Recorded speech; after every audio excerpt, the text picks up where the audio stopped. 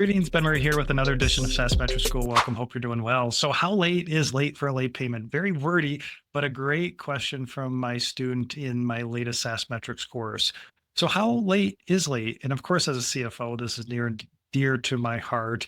We have to stay on top of our invoices and our accounts receivable. So, first question, well, what is considered late? Now, of course, this depends, but let's talk subscription invoices and what's late? Now, of course, if you auto charge your customers with Stripe or credit card, you're not going to have any late invoices or late payments. You're just going to have issues with, say, out of date credit cards, expired credit cards, etc.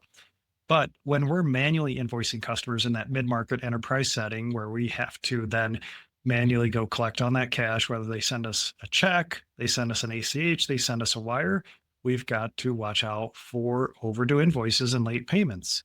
So generally, I give my customers 30 days to pay their invoice, pretty standard payment terms.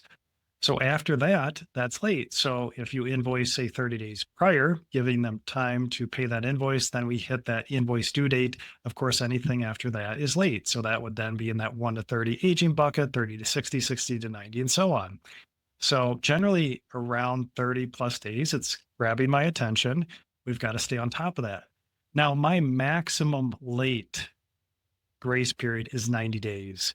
So once we hit 90 days overdue, and that's overdue, from that due date, so they really had more time than that, then that's it on the finance side. Then I'm going to reverse that invoice, credit note, credit memo, whatever your accounting software does or calls that. We're going to credit note that invoice, which basically reverses that invoice.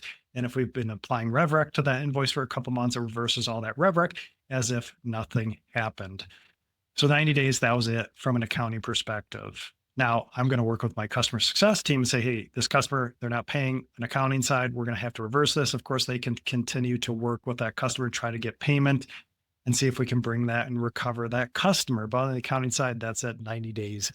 And we've got to reverse that invoice. Now we have to be very careful at year end.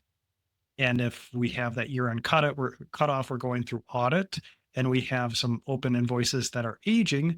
We really need to look through all those invoices and just make sure that we're reasonably assured that they're going to pay that invoice based on payment history.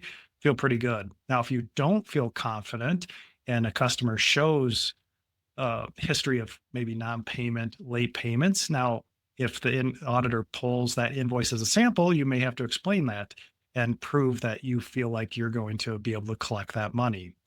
So over 30 days, it's getting my attention. 90 days, maximum overdue. That's it. I've got to reverse that invoice. Now it's us to customer success if we cut them off or give them more of a grace period. And then does invoice size matter? Well, it kind of does. Of course, if I have invoices that are $500 in aging, yeah, okay, we got to keep an eye on that. Let's keep following up. But if they're larger invoices, higher ACV, then yeah, that's going to catch my attention if those start aging.